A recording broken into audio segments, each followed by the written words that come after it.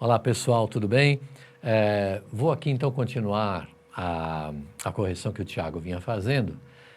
Ele fez até a questão 4 e eu vou da 5 até a 8. Né?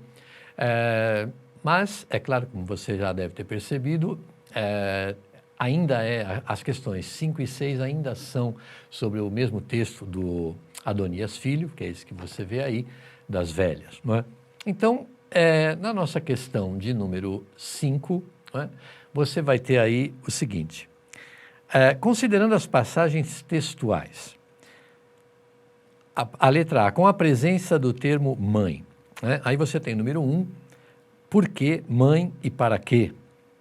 2, calou-se a mãe sem qualquer resposta. Eles querem aqui que você explique o emprego da vírgula, né, ou das vírgulas, que separam as expressões mãe e a mãe nas frases 1 e 2, respectivamente. Bom, se você pegar a frase 1, em que ele pergunta por que mãe e para quê, né, esse mãe é o interlocutor dele. Então, evidentemente, a pessoa com quem ele está falando, mãe aí no caso é um vocativo e a gente sabe que vocativo sempre é isolado por vírgulas. Então, a explicação para essas vírgulas é que elas isolam ou separam o vocativo mãe. Na segunda frase, porém, você tem calou-se a mãe sem qualquer resposta. Ora, evidentemente, quem se calou foi a mãe é o sujeito aí nesse caso, e se ela for o sujeito, ela tem que estar entre vírgulas por um motivo muito simples. Você começou com um verbo e ele tem aí o ser. Não é? Ora, desculpe, se você tirar esse ser daí, tirar essa vírgula daí, você vai ter calou-se a mãe, e você vai ter uma frase na voz passiva sintética que tem outra interpretação completamente diferente. Né? Então, a vírgula aí se explica porque ela isola o sujeito da frase para dar mais clareza, né, mais objetividade àquilo que você quer dizer. Na questão B, você tem com a presença do termo velha. Aqui eles apresentam o termo velha várias vezes e querem que você diga qual é a classe gramatical, né? Ou seja, querem que você classifique morfologicamente o termo velha e que dê em cada um dos casos a função sintática que essa palavra ocupa. Então, na primeira questão você tem agora, 20 anos depois, e ainda na manhã de ontem, a velha o chamara. Ora, a velha aí o sujeito da frase, o sujeito é sempre uma função de substantivo. Então, a velha aí é substantivo, morfologicamente, a classe é substantivo, e a velha, o chamar, essa função sintática é função de sujeito da oração, certo? Na número 2, você tem estou velha, cada vez mais velha, não demoro a morrer. Ora, estou velha, eu estou velha, o sujeito aí é oculto, não é? E você tem estou velha. Ora, esse velha é um adjetivo em termos de classe gramatical, né? Ele está caracterizando o sujeito e, portanto, ele tem a classe gramatical, né? Morfologicamente ele é um adjetivo e sintaticamente ele é um predicativo do sujeito. Né? E nos dois casos, porque estou velha, estou mais velha, isso é exatamente a mesma coisa. Então, nos dois casos, você tem velha como adjetivo e como predicativo do sujeito. Na terceira, você tem permanece assim, deitado e imóvel, vendo a velha como havia todos os dias. Ó, ele permanece, né, ele o sujeito, né, vendo a velha. Olha, quem vê, vê algo. Portanto, a velha é um objeto direto. Evidentemente, o objeto direto também é função de substantivo. Então, a velha, no terceiro caso, é substantivo e a função sintática é de objeto direto. Ok? Tranquilo? Tranquilo. Na próxima questão, a questão de número 6, não é? Você tem assim, lá na cova o pai estava tal. Reescreva as frases seguindo as instruções que as acompanham. Não é?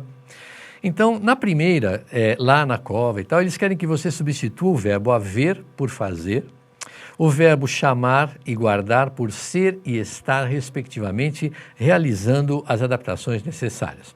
Ora, lá na cova, o pai estava há mais de 20 anos, o pai estava lá, fazia, né, mais de 20 anos. A gente sabe que o verbo fazer, no sentido de tempo decorrido, ele é impessoal, ele não tem flexão de plural, então o pai fazia mais de 20 anos.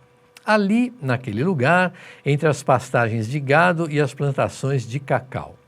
Almadina se chamava o lugar. O nome do lugar se chamava, né, o nome do lugar era Almadina. Então você vai dizer, Almadina era o lugar.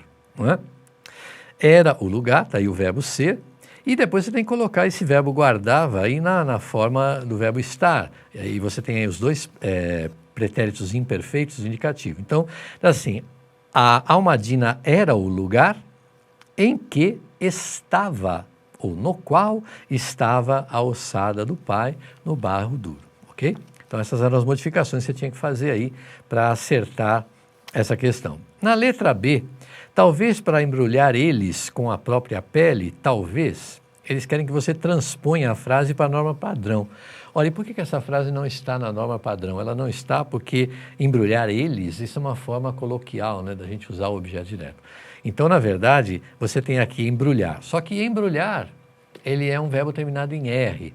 E o que acontece com os verbos terminados em R quando você vai colocar um pronome oblíquo com a função de objeto depois dele? Você tem que tirar o R, você tem que acentuar o A, ou o E, ou o O, se for o caso, aqui no caso é o A, e colocar no lugar de O, lo. Então aqui vai ser para embrulhá-los, né?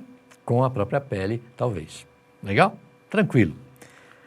A questão 7 já pede para você reescrever um texto adequando à norma padrão da língua portuguesa. Esse texto do Tiago Camelo, sobre cultura, ciência hoje, setembro de 2012 e tal.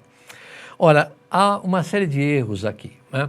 Então veja, dizem que Fernando Pessoa não gostava de cinema. A tese é defendida através de... Bom, o primeiro erro está aí. Através está escrito com Z, né? Embora esteja corretamente acentuado, está escrito com Z.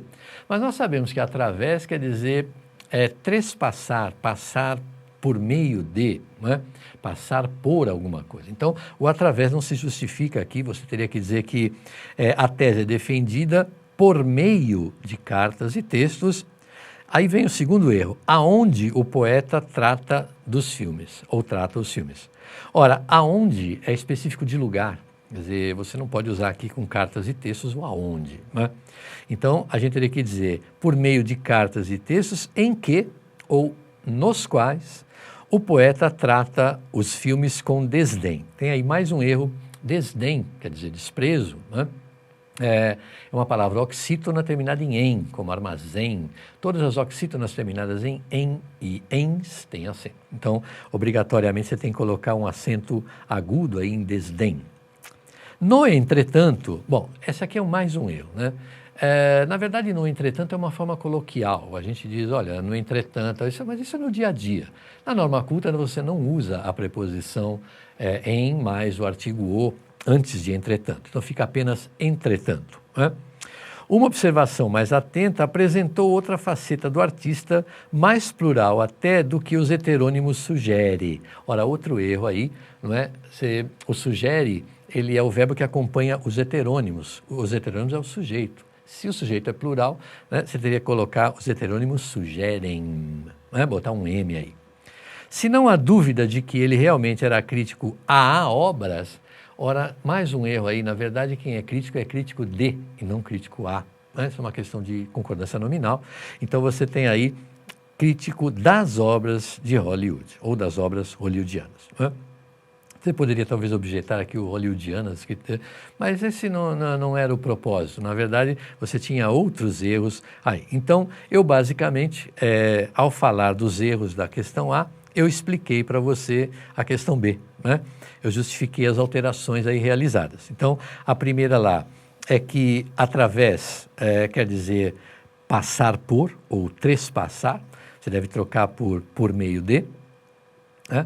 Cartas e textos em que ou nos quais, porque o aonde é específico de lugar. Desdém é oxítona terminada em, tem que ter acento. No entretanto é coloquial, você não usa esse no aí na frente. Depois, sugere tem que estar no plural, porque os heterônimos é sujeito e é plural. Né? E crítico é crítico de, está errada a preposição. Né? Então, essas aí são as alterações justificadas no item A. Bom, a última questão, a questão de número 8, ela era um pouquinho mais chatinha assim para resolver, porque ela é a única que pede interpretação, né? Você deve ter visto aí também com as questões do Tiago. Basicamente, a gente teve aqui uma prova de gramática. O aluno que teve um curso básico de gramática, regência, concordância, morfologia, sintaxe, ele foi muito bem nessa prova. Ela não tem nenhuma dificuldade maior. Agora, aqui na questão 8, você tem um texto do Gregório, né, de Matos, moralidade sobre o dia de quarta-feira de cinza. Né? E aqui diz, que és terra, ó homem, e em terra hás de tornar-te. Hoje te avisa Deus por sua igreja. De pó te faz o espelho em que se veja a vil matéria de que quis formar-te. Lembra-te, Deus, que és pó para humilhar-te. E como teu baixel sempre fraqueja nos mares da vaidade, onde peleja, te põe à vista a terra onde pode salvar-te. Ora, você sabe que o barroco não tem dos vocabulários assim mais simples da gente penetrar, não é?